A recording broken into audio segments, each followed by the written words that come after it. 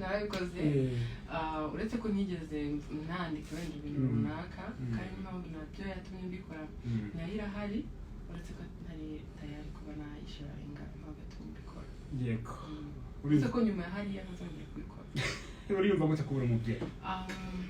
niyumva neza cyane kuko iyo umuntu abyaye aba yungutse urukundo rushyashya rutazwi n'abantu batarabyara kuko ntabwo nari nduzi ntarabyara iyo umuntu abyaye abyara urukundo rushya utashobora gusobanurira undi muntu ndetse umubyeyi nawe abyumvise ukuntu bimera urateganya kuzakora ubukwe ugatumira nk'imbaga y'abantu hano mu Rwanda ni iyihe mikoranire yawe nawe ubundi yanjye na ambasade ya Israel mu Rwanda urumva mfite ishuri ryigisha ishusho Art Academy yigisha ibintu byerekeranye na sinema harimo gufilma kwandika script kudirectinga actinga ya bintu nk'ibyo nibyo twigisha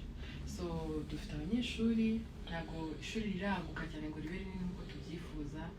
turi guteganya kuzakorana nabo kugira ngo rirusheho kunoza ibyo twifuje kugeraho turishinga hakaba hari sinema muri rusange ndetse hakaba hari umushinga wanjye nk'umwambasaderi wa UN mfiteho kuzamura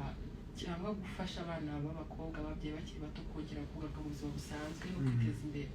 n'ibyo ngibyo tuzafashanya sofa biyemeje kugufasha